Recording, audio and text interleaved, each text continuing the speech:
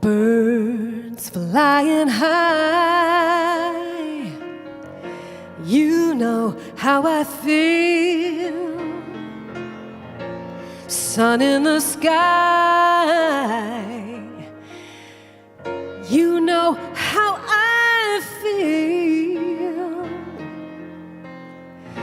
Breeze drifting on by, you know how I feel.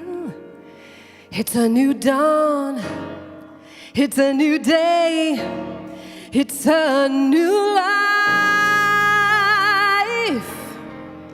for me, and I'm feeling good.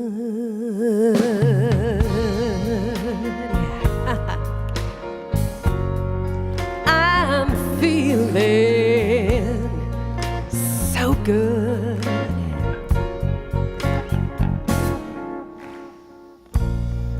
Fish in the sea, you know how I feel. River running free, you know how I feel. Blossom on a tree, you know how I feel. It's a new dawn, it's a new day, it's a new life for me, yeah, and I'm feeling good.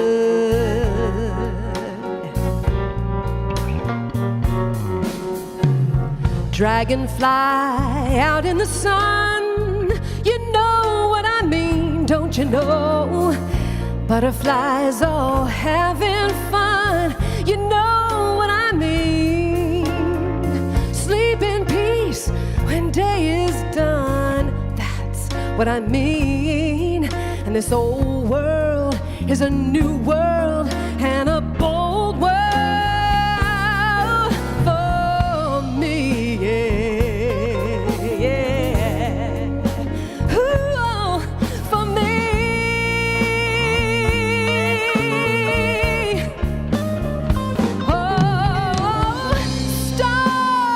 Shine, you know how I feel. The scent of a pine, you know how I feel. 'Cause freedom, freedom is mine, and I know how I feel. It's a new dawn, it's a new day, it's a new life. It's a new dawn, it's a new day, it's a new life. It's a new dawn, it's a new day, it's a new life, and a new way for me. And I'm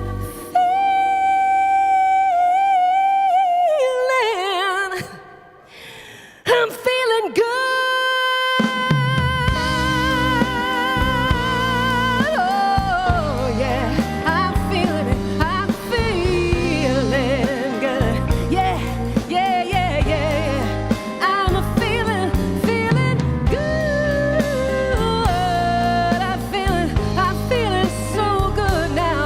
Are you feeling good? Yeah, yeah, yeah, yeah, yeah. I'm feeling good.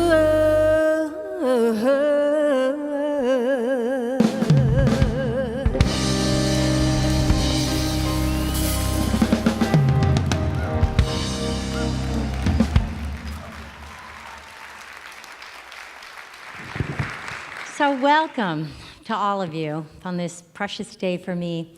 For those of you who don't know me, I'm Sharon Ramey. I'm a minister here at Center for Spiritual Living, have been for the last 12 years. I've been a practitioner for 16 years, a member here for 18 years, and a congregant here for 20 years. So I've been around, and what I know is that I love this place. I absolutely love this place.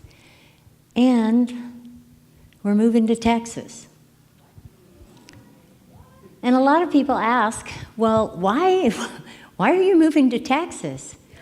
And the short answer is we got a lot of family down there, but something even more precious is the adventure of it, the aliveness of doing something new, something we haven't done before. And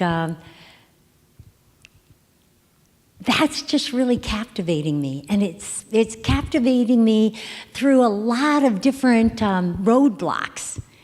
And I just have to tell you the story. One time we were in Heathrow Airport, or in England, and we were about to head to, I can't remember, I think it was Egypt.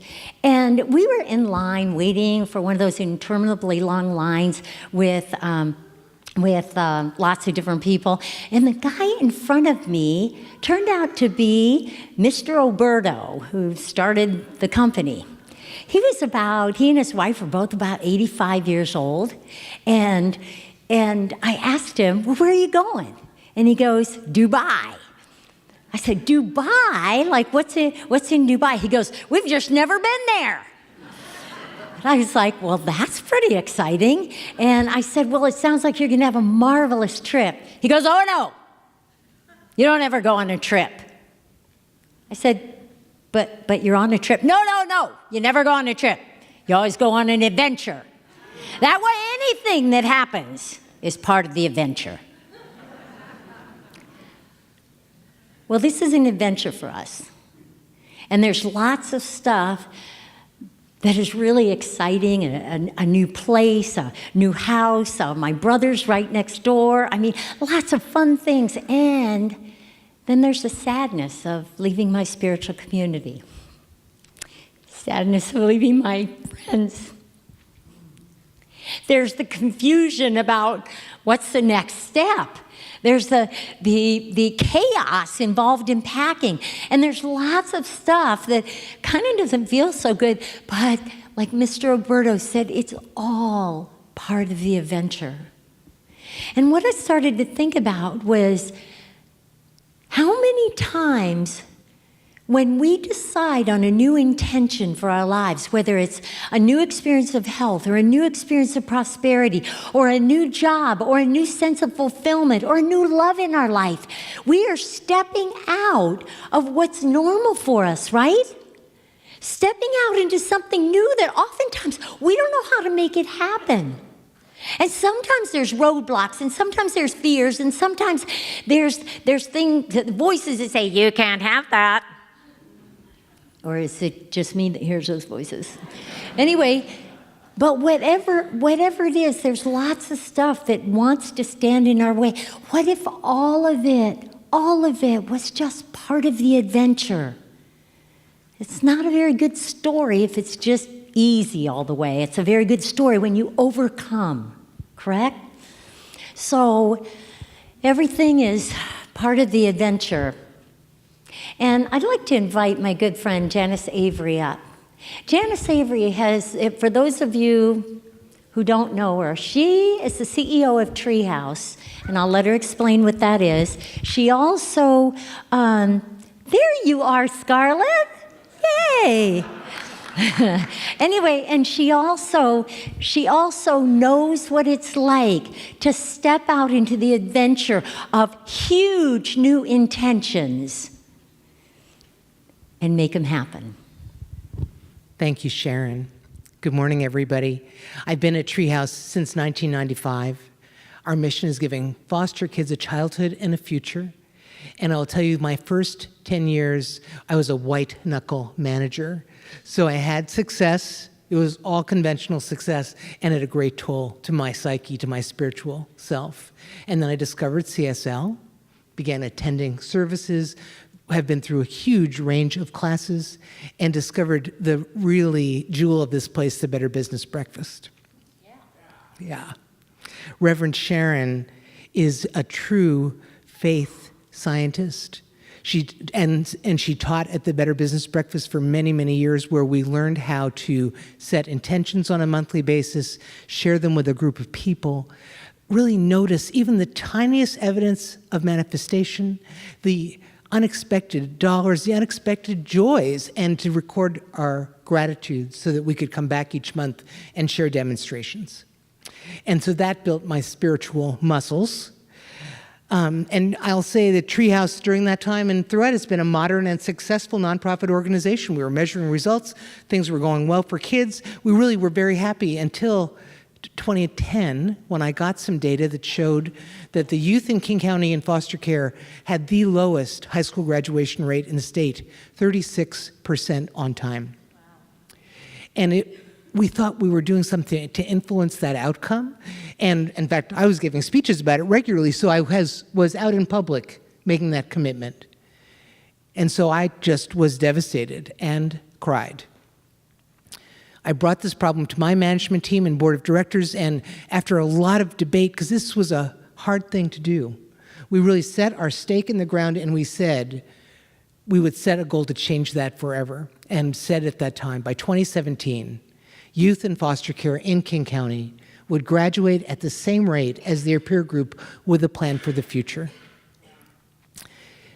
I did not know what to do to achieve that goal. Nobody on my team knew. There are 30 years of research scientists saying that youth in foster care just have terrible outcomes. So we knew that part. And so it really required me to up my spiritual game, increase the time I spent in quiet contemplation, in prayer, in fellowship in this community. And there have been plenty of challenges, honestly, but I want you to know that in June, the class of 2017 earned on-time diplomas at the rate of 68%.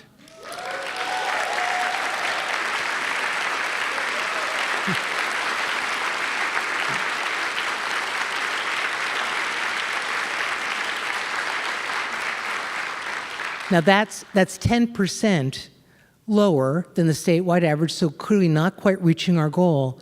But the good news, the light in all of this, is that we have helped young people decide to persist in their own plans for their future, to invest in themselves. And the class of 2016 has an 89% five-year graduation rate, so sticking in with it 10% higher than the statewide average.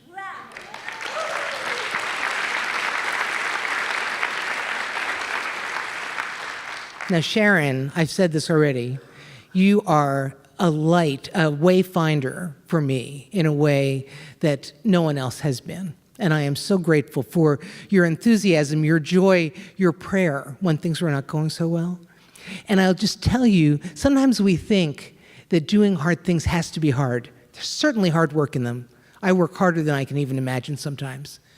But it is in great joy because this is a playground of opportunity. Even when things don't go right, there is an opportunity for the next day to go better.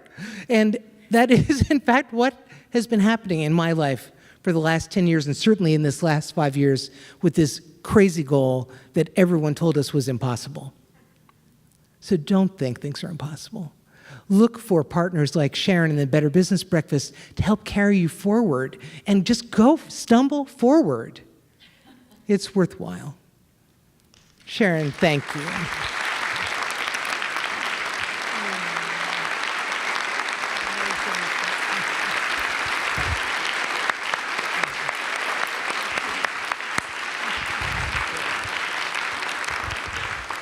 Yeah, Janice takes on the big stuff, and she always reminds me that nothing is impossible. So thank you, thank you, thank you. Well, my talk today was entitled Lessons from the Mountain, or as I want to call it, Messages from the Mountain. And I started going up to Mount Rainier about 35 years ago with my mom. My sister and my husband and Scarlett was very little. And we all started heading up to the mountain just to enjoy the beauty and there was always something captivating up there, some kind of feeling. And I just thought, well, it's the wildflowers and all of that. But there was something different. I just didn't know what it was. My first spiritual experience with the mountain, though, was when I went to Egypt the first time. I think it was 2005. And Kathy Ann was leading the group, and she took us over to Mount Sinai on the Sinai Peninsula. And she invited us to go to climb the mountain that Moses climbed. At that time when Moses was so upset and confused, and things weren't going right. I mean, he had mutiny on his hands, right? With all these millions of Jewish people that he brought into the Sinai Peninsula from Egypt. He had mutiny on his hands, and he went up the mountain to get answers. So Kathy Ann invited us to walk up the mountain, to climb this mountain, which took a couple of hours of hard climbing to do, but to do it in silence. To do it like Moses did, to go in silence and ask questions along the way and listen for the answers. So I did that, and to this day I can't remember the exact questions. All I know were two things. Number one, I was so glad that I wasn't gifted with 2 giant stone tablets. But the second thing I know was that I did get answers that helped carry me forward in my confusion at the time. And so, fast forward to later, Kathy Ann gave another talk where she told about the scientifically proven ways to get your frontal lobe activated. Now, why would you want your frontal lobe activated? Well, because that's the seat of unitive consciousness. Back here in your reptilian brain is that place where we get scared and we want to protect ourselves, and we see danger. It's that tribal consciousness of us and them. It's that place of wanting to create safety around us. But up here is that place where we have that oneness, as Reverend Deborah was talking about earlier, that oneness with all of life, that oneness with creation, that oneness with God, okay? That's where we have that. And that's that place where we can tap into infinite possibilities. That's the place where we can find solutions. You were mentioning finding a solution for the shower, for the hot shower. That's where you get it, is in that place of love and of unitive consciousness. So Kathy Ann said there are some scientific ways of getting to that, and I'll let you talk to her about all the others. But one of the things she said was go to a high place, physically high place. That there's something about getting high, going up a mountain, which is why Jesus went up a mountain, why Moses went up a mountain, why everybody in the Bible that needed answers would go up a mountain or at least look up. And so I was in the midst of ministerial school. I was just about to graduate, and my mentor said, well, one of the requirements is you have to go on a silent retreat. Fine, I'll just find a silent retreat. Well, there were no silent retreats available to go on. And I thought, how damn, I'm out of that requirement. And she said, no. You then have to go on a silent retreat by yourself. What? So I made a reservation up at Mount Rainier. I couldn't go all the way up because it was March and there was snow all around. So I went to Longmire, which is like halfway up. And for 3 days, I just stayed silent. And I just asked questions. And I listened for the answers. And I was about ready to be a minister, and I'm one of those people that likes to do things. Like, if I'm going to be a minister, I want to know what I'm supposed to do. Exactly, A, B, C, D, right? To be the most perfect minister, right? And so I asked the mountain, so what is it I'm supposed to do? Now remember, when I say the mountain, I am talking about communing with the One, communing with all intelligence, communing with God, right? So when I say ask the mountain, please understand it's my way of doing this. So I asked the mountain, so what am I supposed to do? And the mountain said, yawn. You don't need to do anything. You just need to be. Do I do anything? I, as gorgeous Mount Rainier, do I have to do anything to inspire people, to lift people, to provide them with a playground, to provide? Do I have to do anything? No. I'm just here and I'm present to all. And I thought, damn, what a great message. That was the message I needed as I was going into ministry. So I came down all excited and I got to commune with God. Like I really got to commune with God.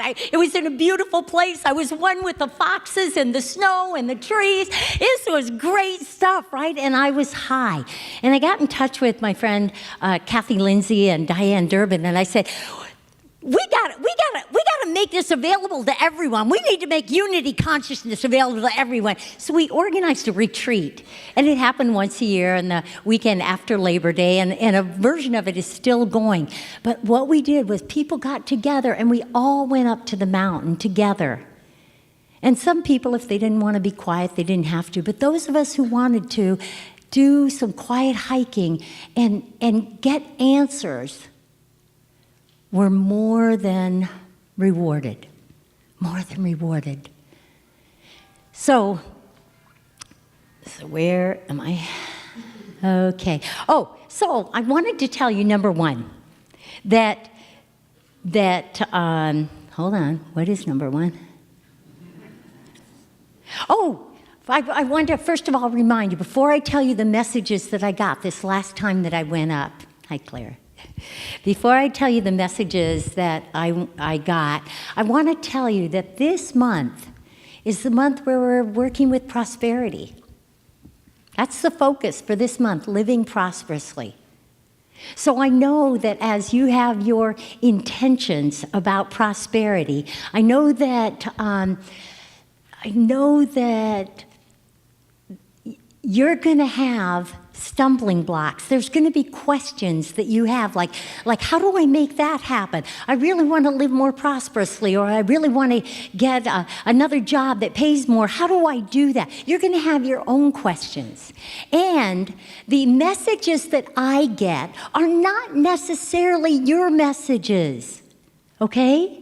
So you need to go to the mountain yourself. Even if you don't climb that mountain, you need to have a way of getting into that unit of consciousness yourself. Got that? Got that? Okay.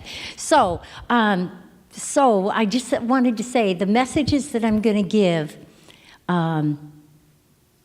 take what you want from them. Some of them may have good stuff for you, and some of them just throw away. It's okay. Just because it was important to me doesn't mean it has to be important to you.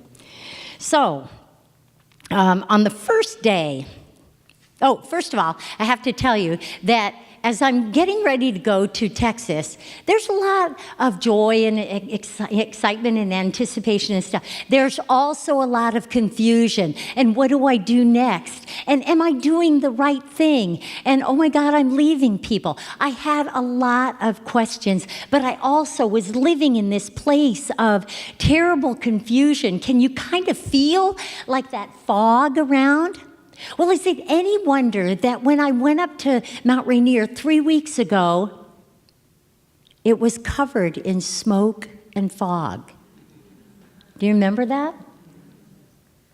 And for those of you who went to Mount Rainier with me this past 3 weeks ago, I apologize, because it was my consciousness of being in a fog that probably created all that. But anyway, so I looked around at the fog and I thought, but of course, that's what my experience would be. So the first day I went walking, no mountain available. Been walking up the path and stuff, no mountain available. No mountain to be seen. And my first question was, are you here? The question was not just to the mountain and the beauty of the mountain. The question was about, sometimes I don't feel the presence of Spirit in my life. Yeah, I'm a minister. I should feel it all the time, right? But sometimes I don't. Sometimes I feel like Paul has the Spirit in him, you know, the presence of the Spirit in his life, but it's not with me. And it was like, are you here? Sometimes, do you ever feel like you're good? The good that you want in life is present for other people, especially around abundance and prosperity, but it's not here for you? Anybody feel that besides me? Yeah. So my question about are you here was not just about is the beauty of the mountain here. It was about is God here? Is the good that I'm seeking, is that here too? And what I heard was, duh, I'm always here. You've proved that so many times. You've seen the mountain so many times. You've seen the good so many times. Can you ever doubt I am here? So, prosperity, I am here. I had a story. I asked my daughter if I could use this. She, yes, be very afraid, Scarlett. Anyway, she has a wonderful, thriving business. But somehow, this past week, she called up and said, Mom, I am in a panic. She said, it's the bills, I don't have enough money to cover all the bills, you know. And she said, I've got this much money, but I've got this many bills. And I said, let's pray. So I did my part, which was pray. The next day she called me. Somebody had paid miraculously that day and not only gave her enough money in order to get all the bills paid, but then when she went to pay the bills, she found out that her previous manager had already paid them all. He had said, before he left, he had set everything up on automatic payments so that she wouldn't be burdened with that. So she's looking at bills that had to be paid, but they were already paid. I am here. You may not see me. You may not see your good, but it is here. So the next day, that was the first day. The next day, I woke up and I had been tossing and turning all night. I was scared about some decisions that I made. I felt confused about some stuff that we were supposed to do. And I opened up the window hoping to see the mountain that day, and all I saw was fog. And I looked and I thought, what am I supposed to know? And this time the fog talked to me. And the fog said, I got you covered. All those things that you're worried about, don't worry, I got you covered. Do you know what a sense, I went walking up the mountain that day contemplating that statement. Do you know what a sense of peace and security and just love and feeling like everything's going to be okay, that statement, I've got you covered.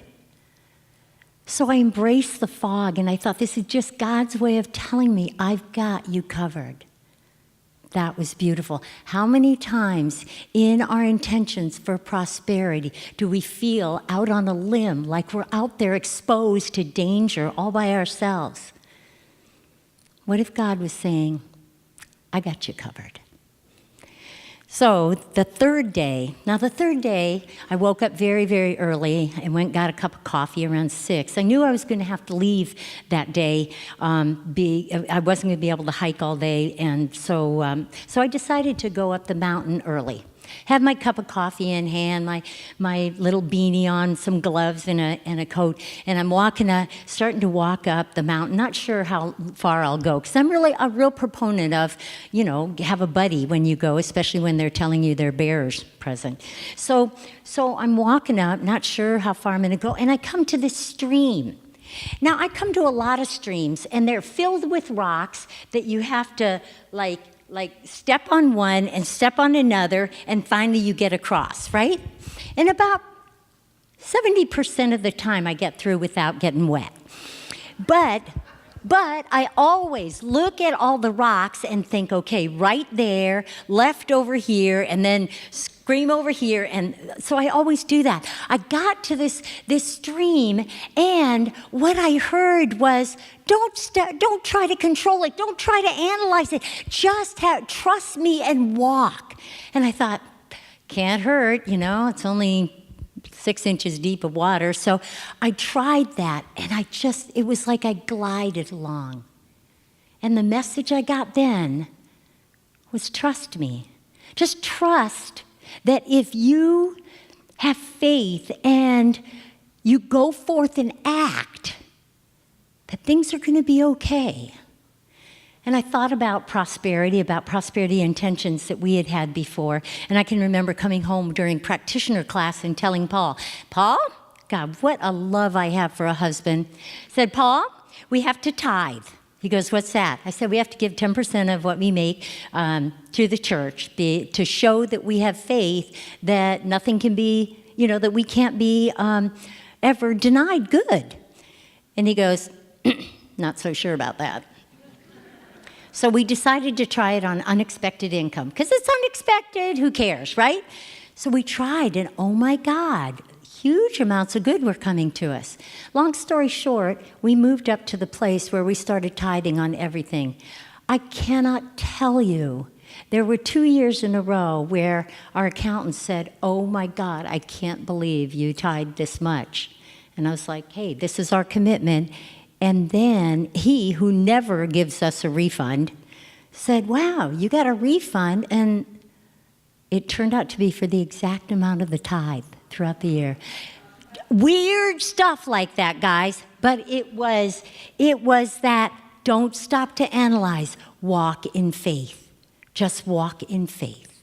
And so that's what we did. And the final lesson that I got that day was, so I'm heading up the mountain, I've crossed the stream, and then Spirit says, head up this really steep one. I don't head up that steep one. It gets me out of breath. I never have enough energy for it. I don't do that one. It's like straight up. Spirit says, head straight up. Okay, so I start heading straight up. The mountain started coming out.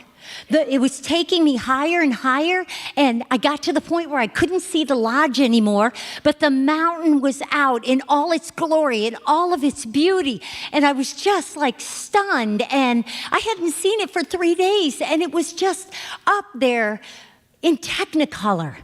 And at this point, I took about 40 pictures. They're never going to believe this when I get down below, right? And I'm taking all these pictures, and I'm just about running up these steps. And I was like, Holy Spirit, is this what happens when you start feeling one with God? That you have all of this energy, and I feel light and free, and all of that. And I heard the Spirit say back, yes. And you left your backpack back at the room. Now, what you need to understand about my backpack is it's always, Scarlett, 1,000,000 pounds? And Scarlett, whenever she and I go hiking together, the first thing she does when she gets out of the car is come to my backpack and start unloading it. We're going on a 2-hour hike. She takes out 6 of my 8 big bottles of water. She takes out 2 of my 3 days worth of food. She says, Mom, it's 80 degrees. You don't need your Arctic gear. She takes it out. But the message, so I am grateful to Scarlett, although I do also always hike in trepidation. No. Anyway, but the message is, can I let Spirit supply sometimes? Can I head up this mountain and just forget my backpack, forget the responsibilities, forget the hardship, forget the questions I have, and just be so engrossed in the heading up that I let Spirit carry all of these? I was fine that day. I just had a cup of coffee. I walked for an hour and a half. I never needed the sunscreen, the bug spray, the compass, the flashlight, the lighter, the toilet paper and bag. I didn't need any of that. But sometimes it's okay to just let Spirit carry the load. How about in prosperity? When you're seeking a greater experience, when you have an intention for a greater experience of prosperity, do you ever carry a heavy load? Like, well, if I'm going to be more prosperous, I got to do this, and I got to do this, and I've got to take care of this. How about letting Spirit take care of some of that? How about just trusting and knowing you've got everything you need. That was the fourth message. So, the point is, this is not about my messages. Take what you want. If you don't want to carry a heavy load, great.